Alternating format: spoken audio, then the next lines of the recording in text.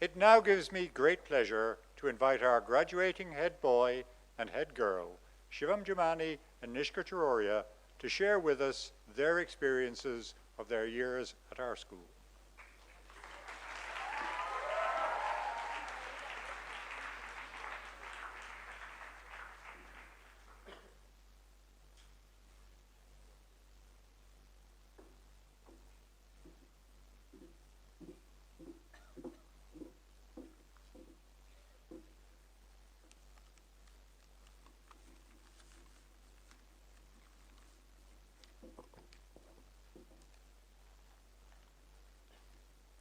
A very good evening to our chairperson, Srimati Neeta Ambani, our esteemed chief guest, Shri Amir Khan, heads, teachers, support staff, proud parents, family members, and class of 2013.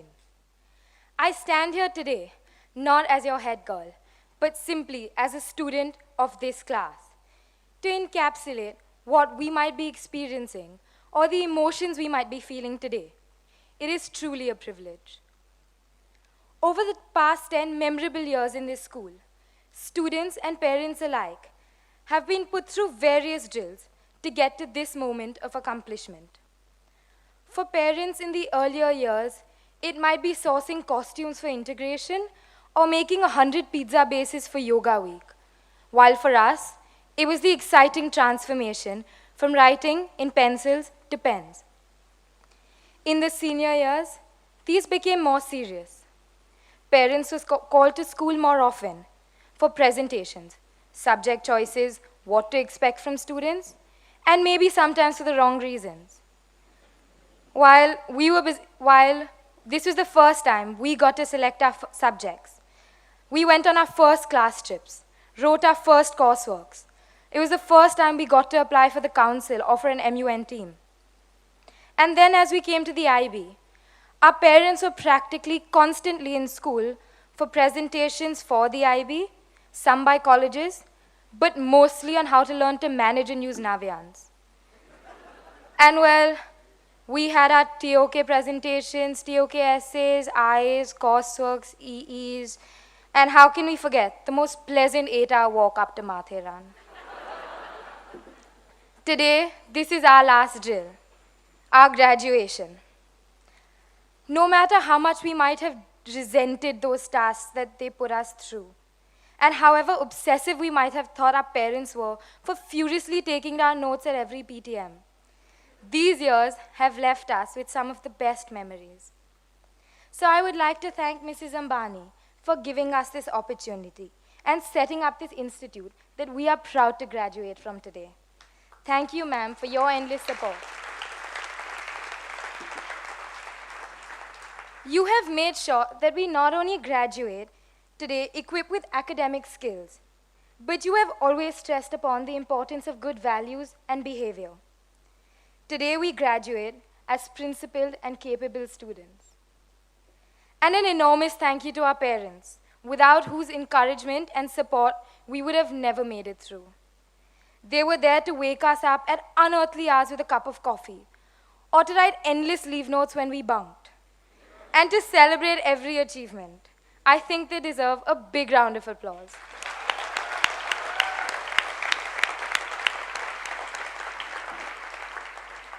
So today, as we reach the end of 14 years of schooling and get ready to head off to new places, I feel nervous yet excited. I'm nervous to venture out into the unknown, but mostly I'm nervous for what I'm leaving behind. Having been a part of this school for so long, every part and person has become a part of my safety net. From Miss Sen's constant yelling, to Mr. Basu's casual multitasking, furiously playing bubble shoot while apparently appreciating the beauty of a cathedral in Prague, Mr. Nagavar's ever-changing mustache, to Miss Potakuchi asking us to take gossip to the higher level, Mr. Kavas' animated singing, or Mr. Sriraman's beautiful Kathakali dancing. We really appreciate you trying to make this institute our home, for pushing and putting up with us through everything. You have helped make us balanced and knowledgeable. So thank you. And also, a special thank you to the unsung heroes: housekeeping, security, canteen staff, and the liftman, who they subtly but significantly aided our time in school. When we were small, everyone would ask us, "What do you want to be when you grow up?" Today, some of us might be pursuing that childhood dream, but for some of us, we might be doing things we never imagined we would. School provided us with various opportunities, and I remember hesitantly applying for a council position in the ninth. Despite not being the most outspoken candidate, school entrusted me with a responsibility. It made me believe that dreams do come true. It reminded me of the same in the 11th. All of us sitting here today have an exciting and extraordinary future ahead of us. So don't settle for the ordinary. Push yourself and take risks. Because from this day onwards, we get to shape our lives the way we want. It is now up to us to rise to the occasion. I am truly honored and lucky to have been a part of this class. I have met the most amazing people, each contributing in your own unique way and giving me so much to learn from. The friends we've made will remain with us forevermore. We've encouraged each other to do better. We've made each other more open-minded. It's honestly overwhelming to know that in a new world, I will not have your familiar faces to turn to. It would be incomplete if I didn't glance upon our achievements. Well, firstly, let's give ourselves a big round of applause for completing the IB diploma. Hopefully, for the fantastic college placements that we've achieved. We've helped organizing one of the most successful CAS Fets in the history of our school, the largest day month so far. But let's not forget the amazing Blossom Bashes that we've had. Yet, we are unique because we've gone beyond the bar graphs of excellence. Each individual sitting here has a strong identity of their own, and we have persevered in remaining so, and this is what defines us. Finally, since it is impossible to justly reflect on 10 years' worth of experience, I would like to quote the class of 2013. This is to not showing your ID card when you leave school and eventually sneaking out through the bus gate. This is to the no hugging policy and the unipeace rule. This is to shotgun, pylon, chape, ow, hashtags. This is to fake SHM and then mass bunking for the real one. This is to the village trips, Goa, and the crazy scenes, yeah. This is to the time we proved our detractors wrong. This is to all the love we found at DAIS. And this is to the batch of 2013. Thank you and best of luck.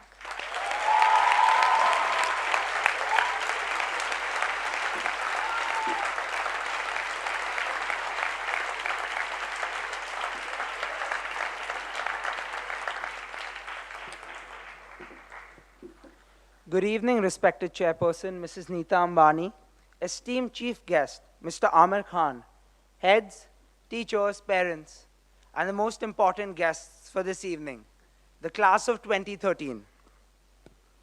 So when I started writing the speech, I opened a Word document and stared at it for 10 minutes, not knowing what to type. But having done the IB, I've faced this problem multiple times.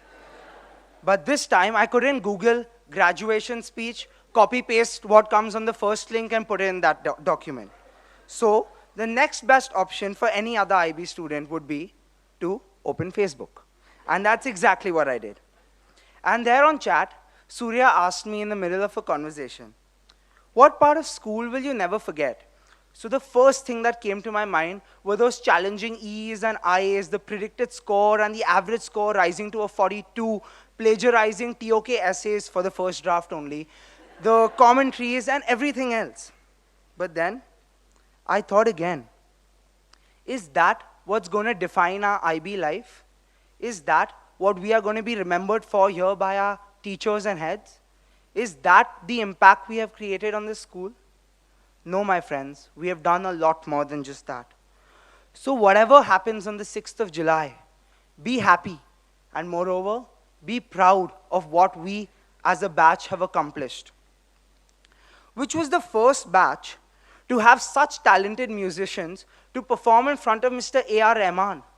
Which batch has such talented artists who, besides working on the farewells, socials, and cast fests, decided to come up with a spectacular yearbook in the middle of our exams?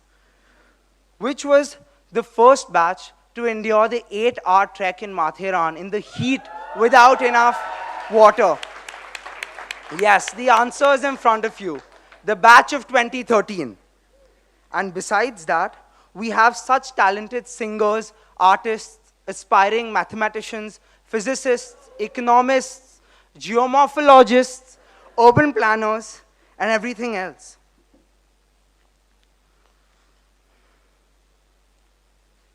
Our batch brought in TEDx to our school.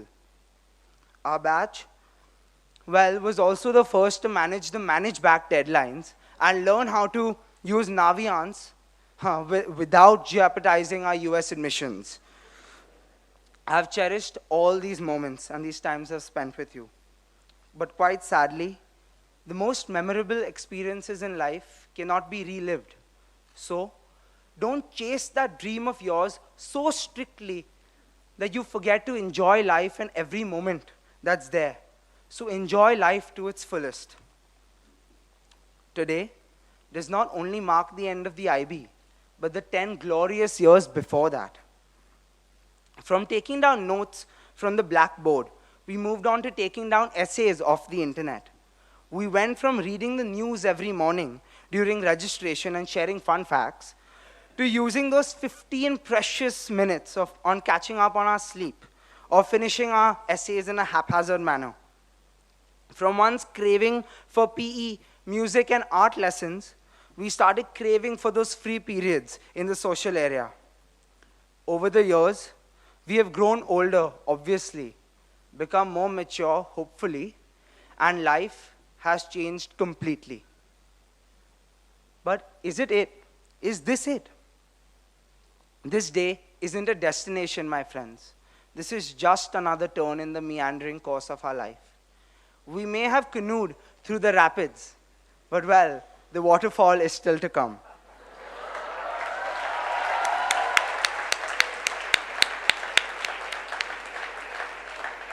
As a batch, we all are different people and have varied interests, and some of them are not particularly mainstream.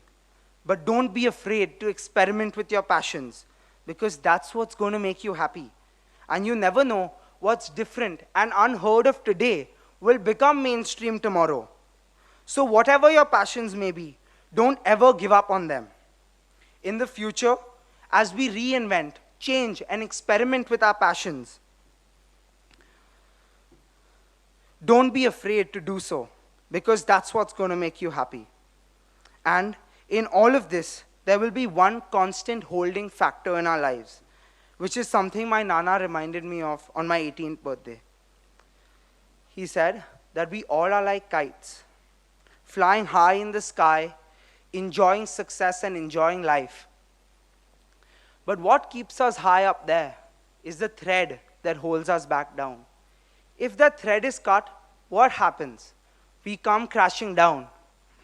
And for all these years, our parents have held on to that thread and helped us control our kites. So parents, today, we thank you.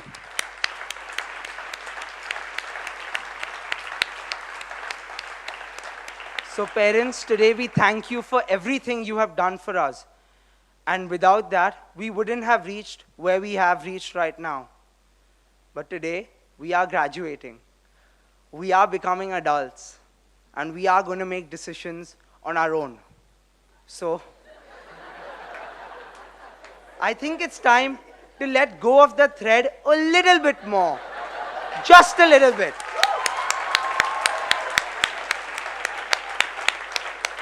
So that we can reach higher goals and achieve those dreams for ourselves. But just never let go. Dear teachers, you have always been there by our side. And you have done much more than just teach the course to us. Over the years, maybe when we are 60, we may not remember the derivative of sin x, cos x, and the assumptions we made in physics, but we will definitely remember the bond we had with one another, and that is what we'll value the most. Whether it was just sending us a best of luck email before the exams, or waiting anxiously outside the exam hall, we value everything you have done for us. Imagine doing economics without Mr. Chunawala's famous micro-mini diagrams, micro-mini marks, and Ms. Sen's fascinating ability to use the computer, or Mr. Pillow's humor. Thank you, teachers, for dealing with us and for teaching us what you have. We love you. Heads, thank you for dealing with our demands for SAT holidays and deadline extensions. It made the IB slightly easier to handle. And lastly, thank you, class of 2013, for making these 2 years, and many of you for the years before them, so special. I am not even going to attempt to elaborate on what I've just said, because no matter what I say, is not going to be enough to express how much I love you for ensuring that these years have been nothing but unforgettable. And most importantly, for being who you are. Thank you.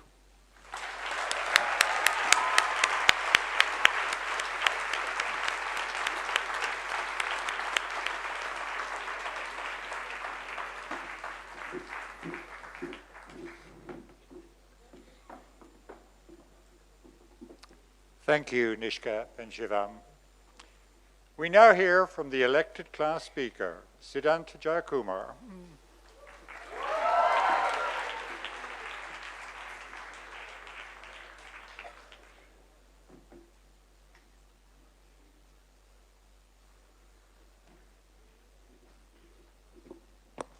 Hi. Good evening, all. Good evening, Chairperson Srimati Neeta Ambani, Amir Khan, heads, teachers, and of course, the batch of 2013. All of us here, each one of us, we all have our own stories. Our own stories of how we came to DAIS, or why we came to DAIS. Whether they are Surya's stories about his slightly modified birth certificate, or Savani's stories about Nobel Prizes and UFOs and flying drones, or even Sanjana Purkar's bizarre stories that always end with how she killed a cat. And while all these stories go back 5, 7, 10 years, my story, like that of most new kids, goes back about 2 years ago. As 2010 came and went, and the countdown to ICSE boards began, I was soon bombarded with great existential questions of what I wanted to do with my life. Parents and teachers took great pride in making my 11 years of schooling seem inconsequential, because this one decision, where I was going for my 11th and 12th, would apparently define everything. My job, my salary, even how many kids I'd have. But I'd always thought that I was, a really smart guy. Marries and head boy and all of that. And so I decided that I wanted the best jobs. I decided that I wanted the best jobs and the best salaries and, even the most number of kids. And so I decided to come to the great golden gates of the Dhirubhai Ambani International School. Having spent the last 11 years in an only boys' school, I was understandably very, very excited to be here. Thank you. I was wet behind the ears, I was immature, I was fat, I was prepubescent, but to me, my plan seemed foolproof. I had chalked it out from, here to college. Council, MUN, internships, just the right amount of affection towards a certain senior Jaguar House captain. That was all I really needed. That was all I really needed to be successful in this school. After all, with PCMHL, how can you go wrong? Of course, they say that if you ever think you're the smartest in the world, remember that there's a 6-year-old Chinese kid who's beating you. And as I came to DAIS, nothing seemed better. Because it turned out there were another 97 kids who also had foolproof plans to college. There were another 97 kids who also thought they were the smartest. I was surrounded by PCMHLs. In fact, most of everyone's paths here seemed better than mine. Olympiad winners, IGCSE toppers, sailing champions, orchestra winners, people with research papers, robots, and patents. My life till the 10th had been sheltered from anything competitive. And so I was surprised by the competition. I was taken aback, and like everyone else in the IB, I cribbed about the pressure. But the truth is that like everyone else, however much I believed otherwise, I too was a part of it. We all were. We all were part of the stress and the competition. And so some inner competitive side of Siddhant Jaikumar came out. I aimed for the answer to the ultimate question of life, the universe, and everything 42. I aimed for a 7 predicted, for the 100-meter gold, for the football team. Most of all, I aimed to just lose some weight. And this new Siddhant, therefore, aimed to be the best at DAIS. You know, I know what it sounds like, what the story sounds like. It sounds like it's one about excessive stress, like it's one about excessive pressure. I know you think I'm going to go on to tell you about what is wrong with excessive pressure and stress. But the fact is that when we were in these 2 years, everything seemed justified. As young, focused teens, isn't the best thing we can do aim for the stars? As they say, at least you'll get the moon. And so we were all okay with the stress. And the truth is we did get the stars. Because as March 2013 came, we all got into a lot of colleges. We'd set ourselves goals and we met them. The bar graph did go higher. For the first time, Mr. Basu's flying pilot coat actually made sense. And we felt really proud of ourselves. Except I also started to look at the colleges that I hadn't got. I looked at people with better placements than me, and though I wasn't in the least bit unhappy with where I was going, there was this nagging desire to be the best in DAIS that I hadn't quite quenched. So I tried to put my finger on who this best student was, who I have to try and beat in the IB, beat in the next exam. But then I would hear of kids in other schools, in other places, with even better placements than what I had imagined, with better grades, with better awards. And so I vowed once again to try and beat them, to be the best of the best of the best. Except a funny thing happened. Because at the end of these 2 years, I stopped having any clue as to what that word best meant anymore. At every stage that I thought I had defined what best is, what I had to get, there was an even better best. There was someone with a little bit more of this or a little bit more of that, and I was lost. And as I thought back, I realized I'd lost perspective of what my real aims were to begin with, of the bigger picture. They were getting into DIS, getting a 7, getting a 42 predicted. And so minus that 100-meter gold or the football team or almost anything athletic, I had met those goals I had set for myself. Even Targani Ranadeve thought I had lost weight. So today, as we leave school and as we get to university, we'll always meet even smarter people. We'll always meet better, more athletic people, better singers, better debaters. In life, there'll always be someone richer. If you're the richest, there'll be someone taller, there'll be someone smarter. While my aims were all valuable aims, coming here, doing what I wanted to do, being the best really isn't a worthwhile aim because it's not an objective quality. So we can stand here today and look at all the universities we haven't got, and we can feel really bad about ourselves. But there is so much we have done, there's so much that we take for granted. There's someone somewhere, some student somewhere is looking at us and going, you know what, they are the best. That is the best life. As students, teachers, mothers, and fathers, we've achieved a lot. We were the best IGCSE batch, we survived the IB. Just by virtue of the fact that we can afford to think of colleges, we're more fortunate than a large percentage of India. Just by virtue of the fact that we can pay for college, we're in the richest 0.00036% of India. Since I'm here talking about what you should not be doing, not trying to aim for the best, not doing all of these things, I wish I could stand here and tell you what life is really about. I wish I could say, hey folks, since I don't want you to be the best and aim for those, this dash here is what you should aim for. But the fact of the matter is, I don't know myself. I don't know the answer. I am not wise beyond my years, and I don't know what life is about. But I do know that whatever that answer is, it isn't going to be the same for all of us. We're each going to have to figure out what we want from life. We're each going to have to figure out what is important in life. We're each going to have a different purpose and a different goal, and unfortunately, no one can tell us what that is. There are going to be different things that will make each one of us happy. And so maybe not right now, not at the age of 18, maybe not at 19, 20, or 40, but the best thing we can do for us at some point in life is figure out what really we want for it. Life is too short for us to be dreaming someone else's dream. Life is too short for us to be trying to beat someone else's dream. Life is too short for a rat race. The meaning of life, I guess, is sort of to try and give life meaning. I've been told that I'm verbose, and the speech is probably taking it to a whole new level. But my point, I guess, is this, that when we're at university, when we're doing exactly what we were doing here, when we're fighting for the grades, we're fighting for the achievements, we're fighting for the accolades, maybe we just ask ourselves the hard questions. We pause for a second, we reflect, and we figure out what exactly it is that we're fighting for. As the eagle said, take it easy, don't let the sound of your own wheels drive you crazy. We may lose and we may win, though we'll never be here again, so take it easy. Thank you.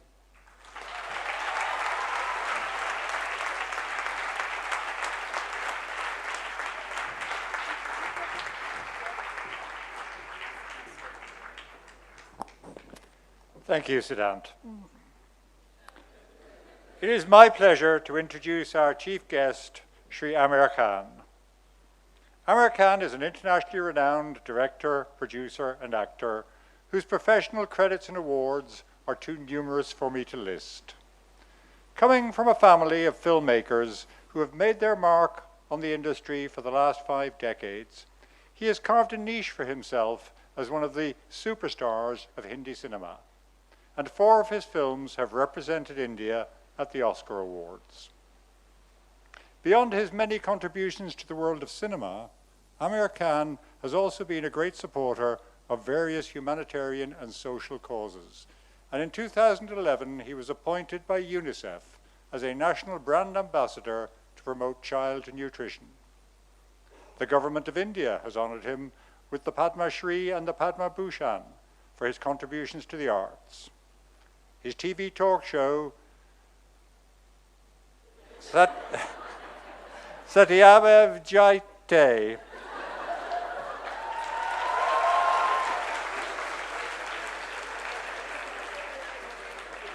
which has an estimated audience of 800 million, has made a lasting impact on creating awareness of a variety of social issues. Mr. Khan, the podium is yours, sir.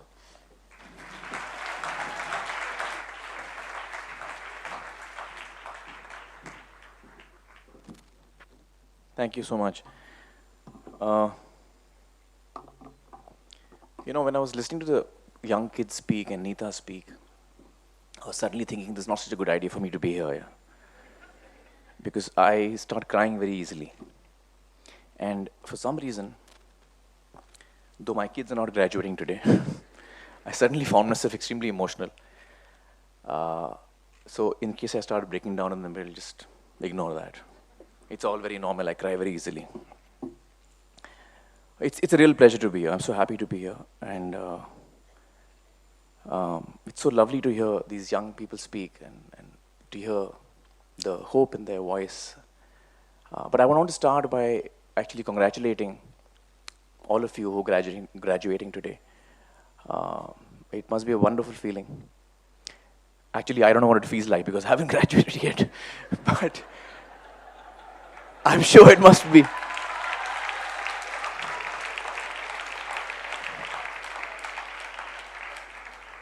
But when I was listening to you all speak, I was thinking, I wish I had actually,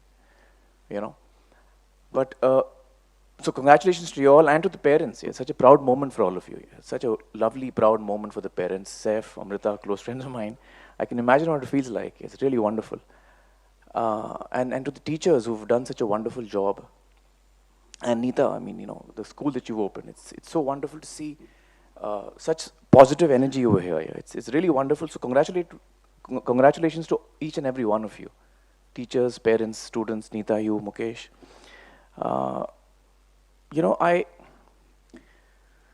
always hesitate when I'm asked to speak because I'm often not very sure whether people want to listen to me.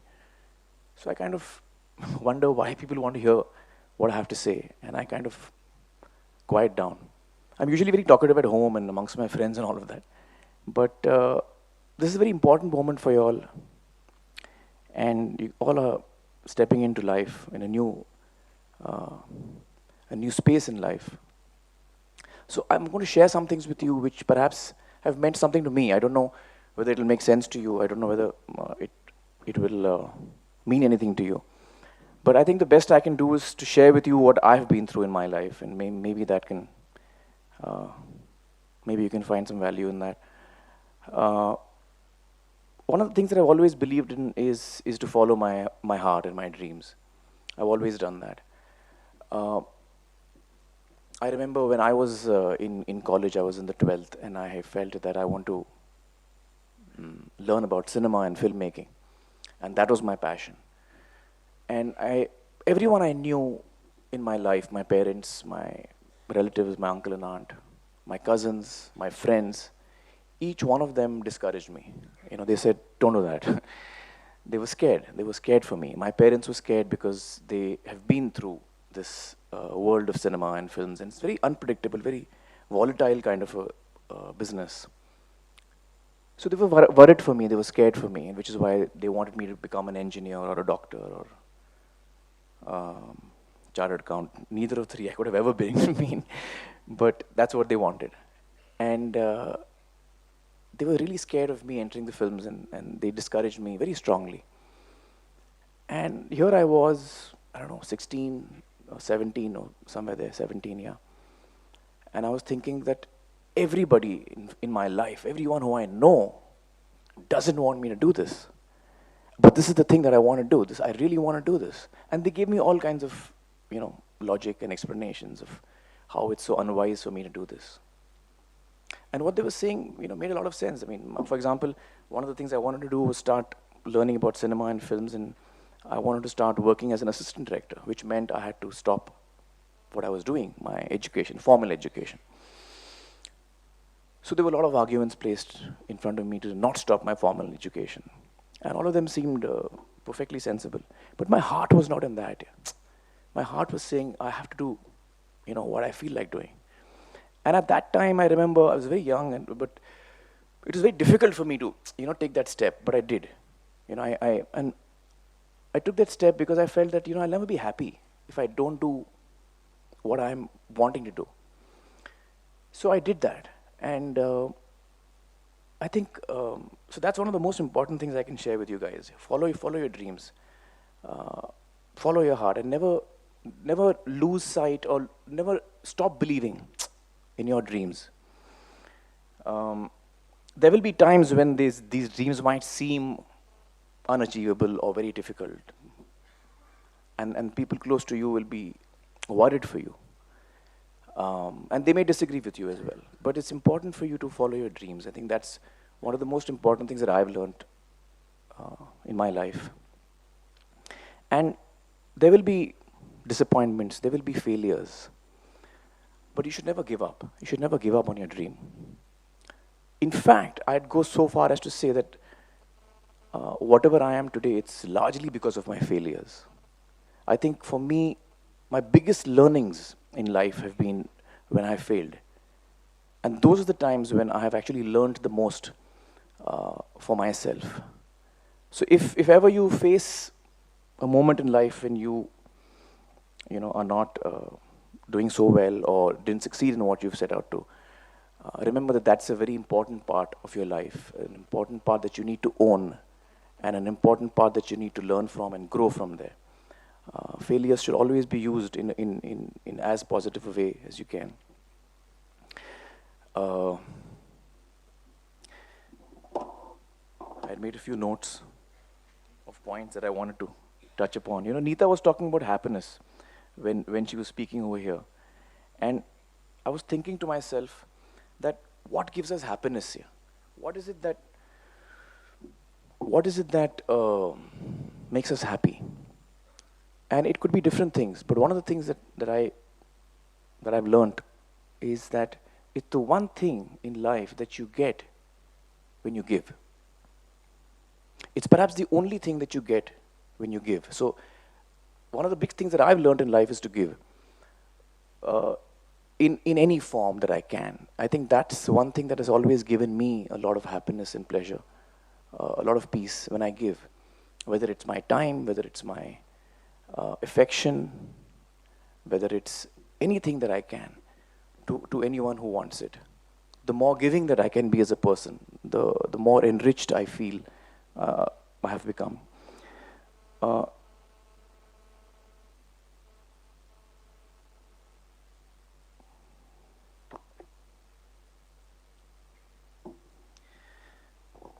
was, reading that list of colleges that I will have got admitted to, and I think a number of them are outside of India, most of them actually. There are only 3 students I noticed who have decided to stay back in India. And it's a wonderful thing. I think it's really great that you guys have the opportunity for traveling the world, for studying further in the most prestigious institutions, and that's a really wonderful thing. But one thing that I feel that is so important is that and this is something I've told my kids. They're still too small, and I hope that they will follow my advice on that one. But I gave the same advice to Imran, my nephew. He didn't listen to me. I gave this advice to, a lot of my friends send their young kids to me saying, okay, go and meet Amir uncle. He'll have some nice things to say to you, and, you might learn something from him. So the kids come to me. Poor chaps. They don't really want to. But anyway, they're sent to me. So I talk to them. And then I've noticed that whenever they go back, after that, the parents never call me up. They stop calling me for dinners and lunches, and suddenly I'm cut out of their life. They're like, this guy's mad, pata nahi kya usne bol diya hamare bachcho ko. So, and that's the same advice that I want to give you all today. So parents, please forgive me if I'm saying something wrong. But the advice that I give many young people, and this is something I couldn't do myself, so which is why I miss it so much that I tell young kids to try and do it. And that is, travel your country. Travel your country. We learn so much in our schools and colleges, but perhaps the biggest learning that you will ever get is if you tell your parents to drop you off at Kashmir, and then tell them, pick us up 1 year later in Kanyakumari. See, they're laughing at me already. Parents are already laughing. According to me, when you look after yourself for a year, travel the country, go to villages, go to different states, different languages, different people, that 1 year will teach you more than any college can ever teach you. That's what I believe.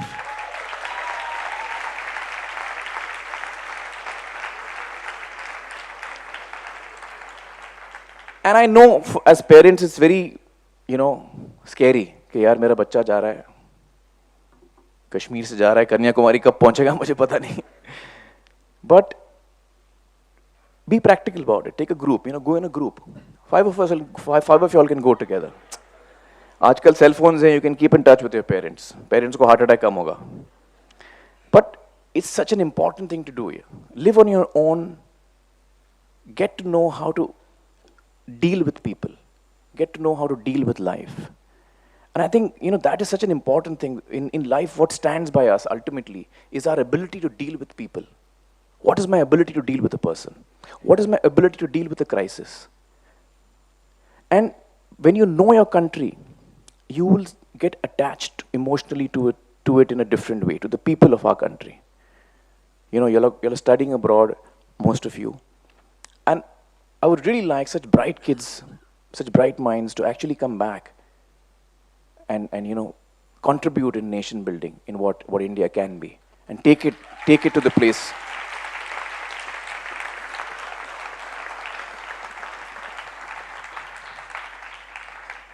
So, whenever your next holidays are, you know what the plan is now. Travel the country. I'm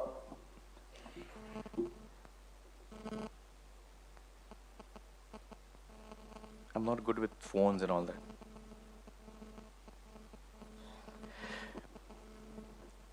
The other thing that I feel strongly about is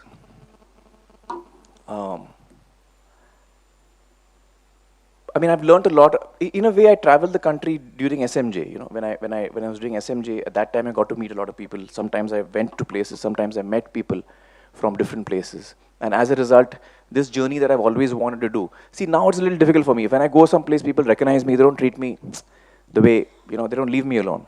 So this journey that I'm talking about is something that I can never do in the same manner.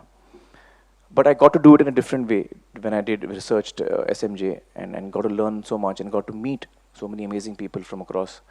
And one of the other things that I really feel so strongly about is, when our forefathers were fighting for our independence, they had a certain dream. They had a certain dream for our country. And when we look at that dream, we wonder, first of all, we should know what that dream is. Luckily, we don't have to try and search too far to understand what their dream is. They wrote it for us. It's the constitution of our country. And if you read the preamble of the constitution, you will see what dream they had dreamt for our country. And many of us feel, that we haven't reached there. That dream has never happened. The dream that they saw has not been fulfilled. Do we have justice for all? Do we have liberty? You know the Constitution. But I don't feel it's, I agree that we have not achieved it, but I also believe that it's not dead. I genuinely believe that it is alive, and it is alive in a lot of people across the country who are upholding the four pillars of our Constitution: equality, liberty, justice, and fraternity. In their daily lives, they do that. Simple, ordinary people in their daily lives are living by the Constitution. Some of them may not even be aware of it. So, as you're starting out on this journey of your life, I think that is one thing you should really keep your eyes on. What our country stands for, what our forefathers dreamt, and how you can help in achieving that dream. I want you all to know that, while doing all of that, you must also have fun. And I really hope that your journeys, which are starting out today, as you embark on them, you have good health with you, you have happiness with you, you have joy with you, and you have enriching lives ahead of you. Thank you so much. Thank you.